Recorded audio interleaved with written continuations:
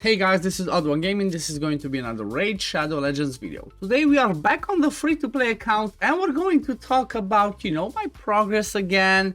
And we're gonna talk about all my crazy legendaries, guys. So, as the thumbnail and the title says, it's gonna be a little bit of a discussion that's kind of more focused around the pros and cons of having so many legendaries on one account, especially this early, and especially if you're free to play, because if you're a spender, you can buy those legendary tomes, you can buy the epic tomes, you can buy the resources to get yourself the books that you need to use on your champions, because most of the time, like, there's very few, maybe there's like 10% of champions in the game that are actually amazing even without books. However, when we're talking about certain legendaries or certain epics, you kind of want those books into them for them to be viable and to be, at their full potential. And that's the problem that I'm having. First of all, let's get a cat out of the box. What's my newest legendary? Well, it's Supreme Elhain. I have her ready to summon.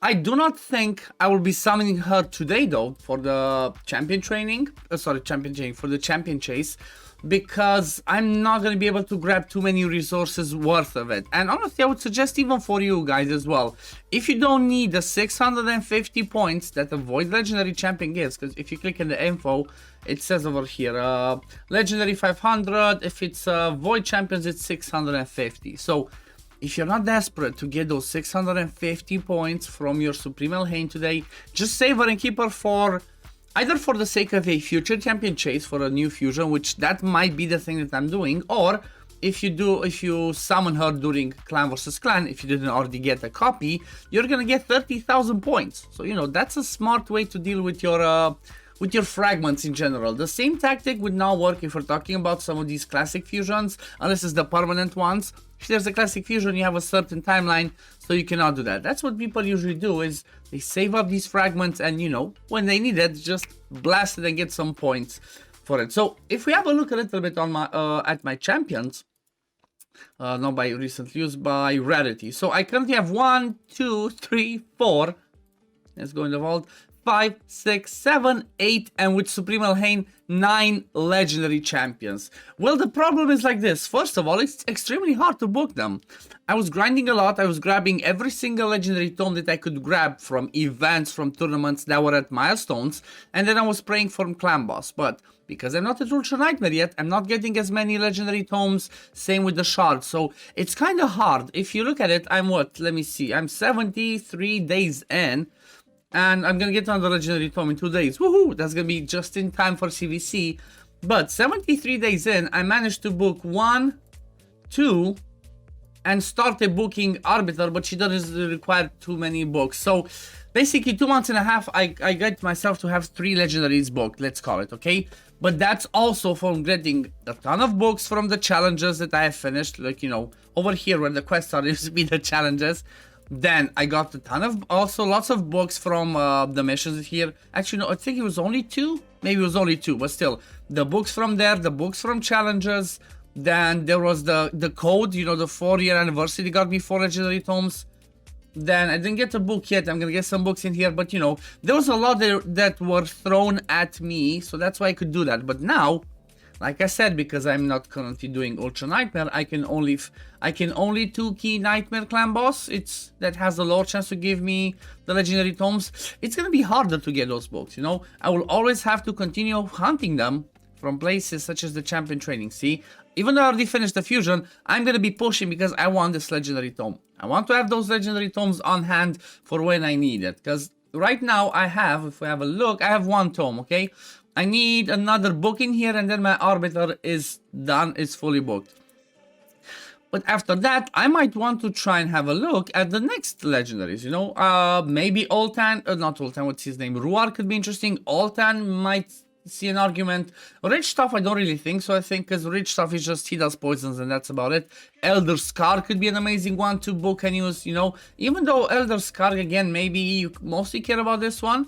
That does the HP burn. This one could be interesting, but maybe not a priority. So, right now, if I'm looking at my roster, these 4 legendaries that I have, I don't really care about books for them. I'm not gonna rush. They're gonna be mostly faction war champions. and which means that every book that I'm gonna start gathering from now is gonna be good, and I'm gonna save them. I'm not gonna go just book somebody because I have books. I'm going to save them for when I pull my next legendary that might be game changing for my account, okay? I have pulled also some more voids off stream, and I got kind of like a another legendary, which could be like my 10th one, but it's not an actual legendary. But I have pulled a rare that's kind of like a legendary in disguise, honestly. I have pulled Renegade, guys. Like, today we did not take Clan Boss down, and it was a funny conversation with the missus. It was like, oh man, we didn't take Nightmare down today, so that means no double chests. And then Mrs. was like, oh, that's bad. Then I was like, oh wait, I got a void shard, let me pull it. I'm not gonna record it because I'm not gonna get anything. And lo and behold, Renegade came out. The reason why I call Renegade the legendary is because of her A3. She resets the cooldowns of all the ally skills by 2 turns. She's one of the very few champions in the game that can help you speed farm when you're using somebody like a Seer, or somebody that does poison explosions, or even somebody like a Ruel. Because this 2-turn reset makes them come back to their skills faster. So the only other options you have is like Renegade, Kaimar, and Yumeko. Like, the only other options are legendaries and void legendaries. So, you know, getting a Renegade is gonna be huge. And looking at my account right now, because I have a Tomb Lord, because I have a Richthof, the Bolt, and because I have a Taurus. Where's my Taurus at? Taurus, there we go. I have a Taurus. So I have 3 AoE poisoners on my account. Basically, what I'm missing is an Elenorel, or maybe even a Xavier. And with the Renegade, I can start speed farming, guys. I can start speed farming dungeons. So, you know, that's gonna be my most wanted now. An AoE Poison Exploder, which I don't really have on my own account. Like, I don't have on my main Xavier, Eleanor, or Theodore. You know, if I get the Theodore, he kind of can solo everything, but still. This pull was pretty interesting. And then I also pulled another one, which is Whisper. Honestly, Whisper is not the best, but not the worst, because she can do some pretty solid damage on her skills, and she can keep getting extra turns. Built in a Relentless at level 50, she might do some work for me in Faction Wars, but that's not a priority. That's not a priority right now, so I'm gonna leave that. Another amazing thing that I managed to do this time around is honestly more than I expected. Let me show you. I did 8 secret rooms out of the 12. I managed to do 8 secret rooms, so I managed to do the rank 6-5 champions only, because, you know, that's easy. You just throw your main team, your core team in there, and you're good to go. Then, I mean, there was the one at the top over here that's like rare void champions. Maybe if I'd RNG that with the 2 Bellowers in stun set. Because I'm building 2 Bellowers. I'm going to have a second one at 40 maybe. For the sake of Faction, that's going to be huge. But I just don't have the time to RNG right now. Maybe next time. Then it was this one, support champions only. Well, guess what? I had plenty of good supports, so I could beat this one. It took me a ton of turns because obviously there was no actual damage just from poisons in here. So yeah, that took me a while, but I beat it. Then this one with Galean Pact only, I'm kind of stuck. Like this is not enough. Maybe again, a 5-star Broadmaw could help me, because Broadmaw's also gonna help with Faction Wars. It's gonna help on the other secret room that requires epic Lizardmen only, you know, so it's gonna be plenty of other uses, but I didn't focus too much. I managed to be the 4th champions only. Look at this. I think I also had the Sepulchre, there's just maybe something happened, I removed her. But yeah, this one, honestly, this one was made mostly pretty easy by Jamarsa. Like, her as a reviver, she's actually pretty clutch. She's tanky, she heals, so that was pretty good. Then I managed to do the epic attack champions only, because you know what, I have 360s, so you know, having 6-star champions for these ones definitely help out. So this is the team that I needed. And one thing to keep in mind, guys, if you want to do these rooms and you see that you can do them, don't try to just make them be full auto. You don't necessarily need that. You can manual it, because you only need to do it once. You don't need to 3-star it. You don't need to keep everybody alive. Just do it once, grab your fragments, which in my case are the helmet fragments, and move on with my day. Like, Helmet could be a pretty amazing epic. You know, I'm not sure he's gonna be huge on my account right now, unless I get a Seer before I get an AoE Poison Exploder. Then yeah, he's gonna be awesome. Otherwise, he's gonna be a good stunner, good buffer. And you know what? Since we saw the Clan Boss draft and saw Deadwoodjedi make an amazing team with Archmage Helmet, there could be a, you know, there could be a Clan Boss team made around him. Who knows?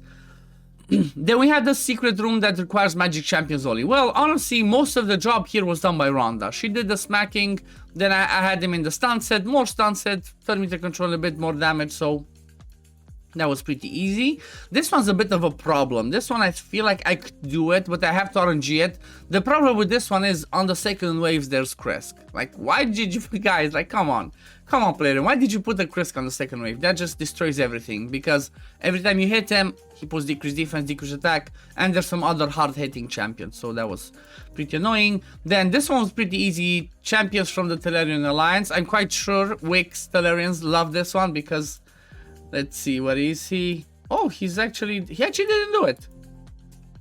Oh no, there he is, look at this, because you know what, he's using only Telerian, so that was pretty easy for him to do. But yeah, I obviously loved it as well because I had a full team of 60s. That was pretty easy. I mean, the lower I go, the easier they become. You know, from the bottom to the highest level, the secret rooms become harder to beat. Again, this one, Spirit Champions only. Guess what? I have a full I have a full team of 60s because that was my luck on my account. Lots of 60s, guys.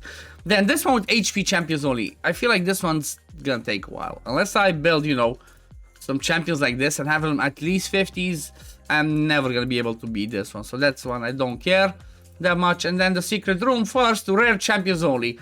I didn't have my starter in here because I fed him, but it was enough between, you know, Bellower with the stun set and the damage from Cold Heart plus some other support from the guys. I just managed to do it. You know, 39 turns wasn't too bad. But yeah, this is pretty good progress because, like I said, I'm slowly trotting along towards Archmage Helmet. So I have 39 fragments. I'm 100% sure, unless I jinx myself, that in 2 months I should have Helmet as well. And he's gonna bring some amazing stuff because look at all the buffs he brings on the 3-turn cooldown.